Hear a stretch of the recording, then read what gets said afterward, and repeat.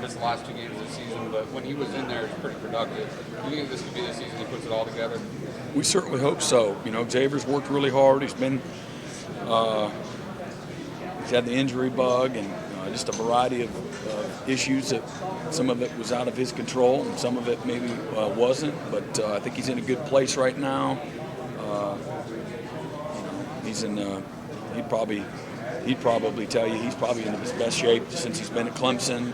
Strongest he's been most consistent in the workouts and so forth. So, we're expecting a big year. He's incredibly talented. He's powerful. He's explosive. He's got a great pass rush. And, hopefully this is the year that he'll put it all together. I believe, based on what we've seen from him, that, this is the time for him. Brent, what's different about IMG Academy? I know as far as in opposed to other high schools, but you guys really have started to begin to establish a real pipeline there. And how much is the atmosphere and just kind of how they go about business different than regular Big Ten? Yeah, I would say first and foremost the three. Some guys are down there right now because of the COVID. Their high school seasons were canceled. And so some of the guys are down there. We were already recruiting at their previous high schools, and I think that the high schools they were at were doing terrific jobs too. I mean, there's a lot of great high schools. IMG is one of those. Obviously, there's not a lot of distractions there. When you go to that school, it's it's academics, it's football. Your family's not there. They've got terrific coaches and they've got great facilities. Some guys it's a great fit for, some others not so so much. So, but they do a wonderful job. Coach Pepper Johnson's the newly named head coach there, and we've had a good experience in recruiting there. They do a wonderful job. We know what we're getting. No surprises. And they do a good job of developing, the players there. And but we've had a lot of success across the country. But they've done a great job, no question. Are the facilities there like 2 notches ahead of pretty much any other high school? I don't know. I think there's some. I wouldn't necessarily. I mean, in some ways, some schools, yes. And then you go to the state of Texas, you'll see that everywhere you go, everywhere. 1A, 7A, doesn't matter. But anyway, they've got great facilities, though, no question about it. And because of the way the kids come in from other high schools and they've spent a year or two, it seems like when they come in here, maybe they've almost got a year or two of college. I do think, as far as adaptation. I think that's a good point. Transitionally, it can be an easy transition. Because it's very focused, it's a very driven environment that they're in. It's very similar. I feel personally college is a little more fun because there's more of a social aspect where you're on that campus and it's a very, small campus and the athletes that are there were all recruited and it's a very focused sport campus. I don't know if that's the right way to say it or not, but from that standpoint, transitionally, there's a lot of carryover, when you go to college. Xavier's sort of ideal place, has that been a challenge to sort of arrive at? He's trying to be, I guess, physically resistant while also retaining his speed. What is his weight? Sort of the ideal. He's a little freaky. He can carry. If you saw him, you might be surprised at what his weight actually is. So he can really carry, 260 to 280 pretty easy. He's great at all of them. He's got such great natural explosion and power, and I wouldn't want to label him and say this is the ideal weight, and then you ask him, and then he's not there, and he's not at his ideal weight. I'm in a no-win situation. I think that. He has shown that he can carry, and play at a good level, in that 20-pound range. But doesn't look like it's kept him from being any less explosive or, again, his change of direction, his ability to bend, all those types of things. I think he can handle a variety of weights.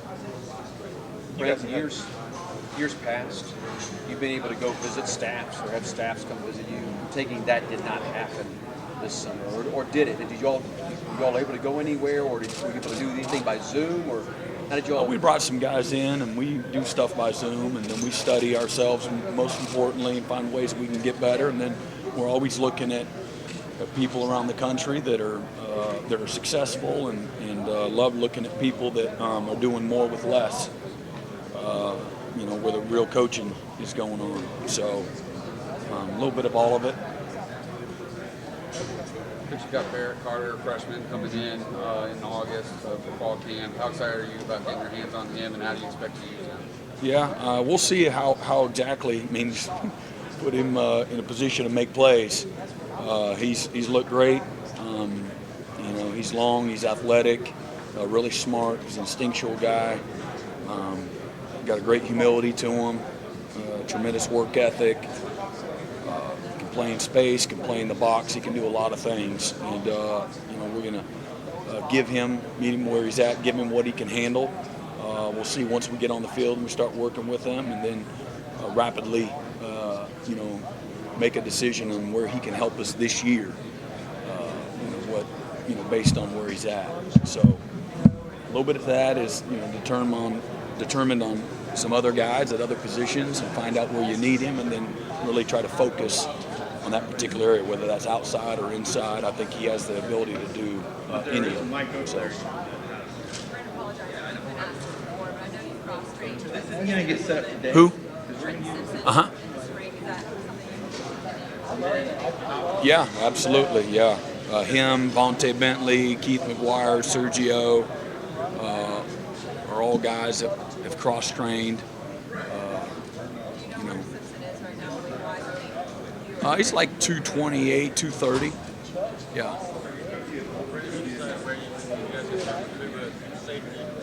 He's going to play both. Literally every single practice we'll play both. He's got to be a swing guy for us. And he's back to full health and setting some PRs in the weight room. And that's a very instinctual, plays fast. The game's not real overwhelming for him. Really smart, patient, confident. Has a lot of the things that you look for in a guy that maybe you would put a little bit more on that you love. And same thing with Malcolm Green. He'll play both inside and outside for the same reasons. Very committed, consistent, tough, smart, ball junkies, those, and that's what it takes, to be very honest. That's what it takes for a young guy to be able to do multiple things, So they both very similar. Malcolm's a lot louder.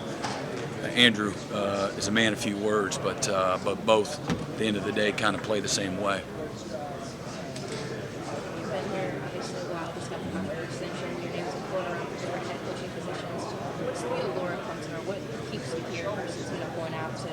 Somewhere else, and has that even been a thought?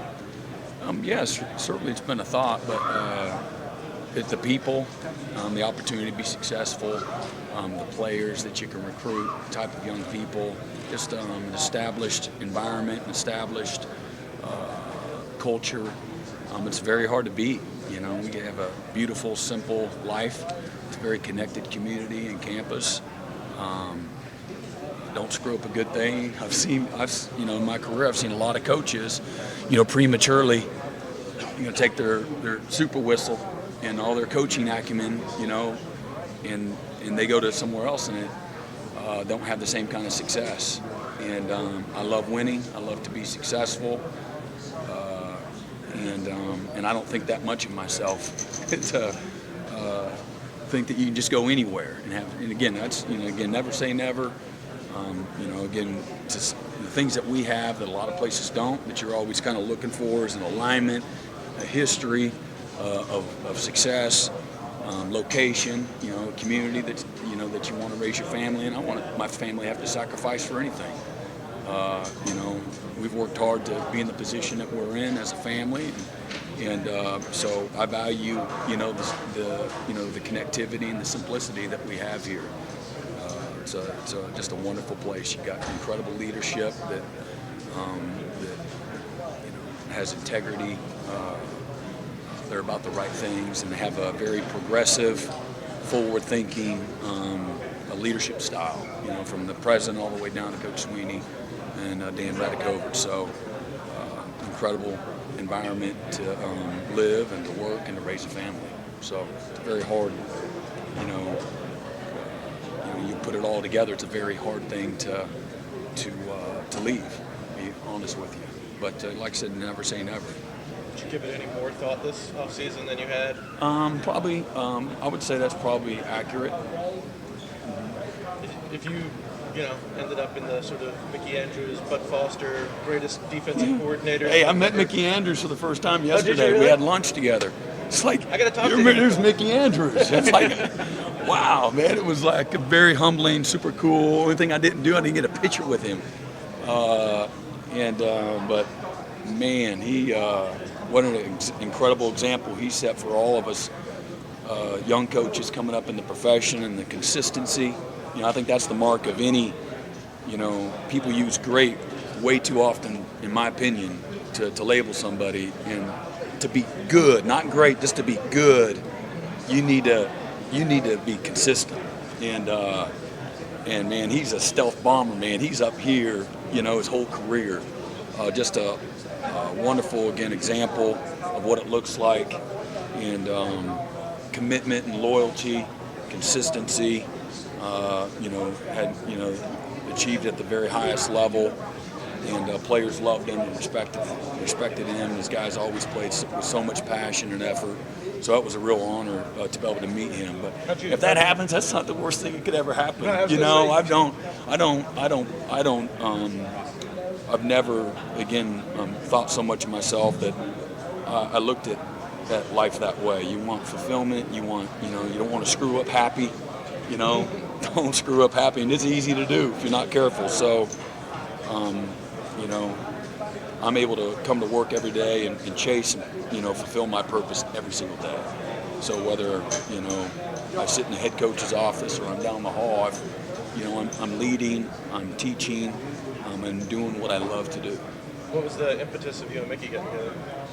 He actually was just coming through. Woody McCorvey and him have a relationship, and he has a place up in the mountains, and he was coming through. Awesome. Yeah, I wish I would have got the memo. I would have been more prepared. I was like, there he is. Where'd you come from? 2-3 more minutes with Coach V. I'm wondering, how have your defensive strategies changed with approaching this season and facing so many dual quarterback threats in the ACC? Yeah, I don't see it as always evolving, always trying to improve, finding ways that we need to get better, whether that's big scheme, structure, play calling, how you practice, how you prepare, how you adjust. You're always looking at ways that you got to get better every single year. Sometimes 2 years ago, I think we were #1 scoring defense in college football. Man, we had all kinds of things we had to get better at. And so that's all part of the postseason evaluation and what you do. Not to get into all the details, but again, whether it's how we're utilizing our personnel, adjusting, practicing, all of those things. We've looked at everything, and we'll always, work hard at making things better and just continue to evolve. You don't need to change holistically, but again, always looking at ways that we can continue to evolve and improve and get better. One more for Coach. Coach Venables, news that Taj Boyd is coming back into the program as some analyst role, but you guys, even on defense, have those type of situations. How important is it, and what do you gain from having former players come back and serve in those type of roles? Well, I think it's the former players that are about the right stuff, that are leaders, that very invested in the program, that have a competitiveness and leadership, the will to win. the love and appreciation for Clemson, who we are, what our values are. These are guys that can nourish that, that can lead players that way, that can reinforce the things that you want to be about, that you're trying to teach your players. They bring instant street credibility with the players, with certainly recruits, because they've been on both sides of it, and so their testimonies are wonderful. Taj was a fearless leader.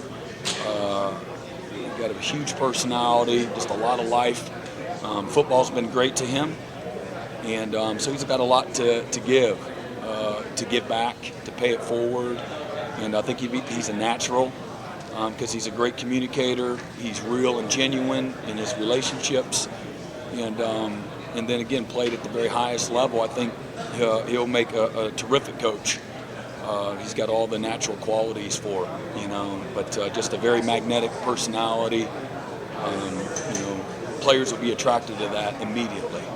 And but he's a worker. That's what you just don't come back and all of a sudden you're at Tony Elliott level. You gotta figure all that out, because there's a whole nother side of it. But he'll figure it out. It won't take him long, I can promise you. And but thrilled, that he's back in the. I always felt great as a defensive coordinator. I would look over there, and me and Taj would give the what's up, look to each other. I always felt very confident and comfortable, and supported when you had a guy like him, on the other side of the ball. You felt very, just again confident, having a leader like him. All right. Thank you, Coach V.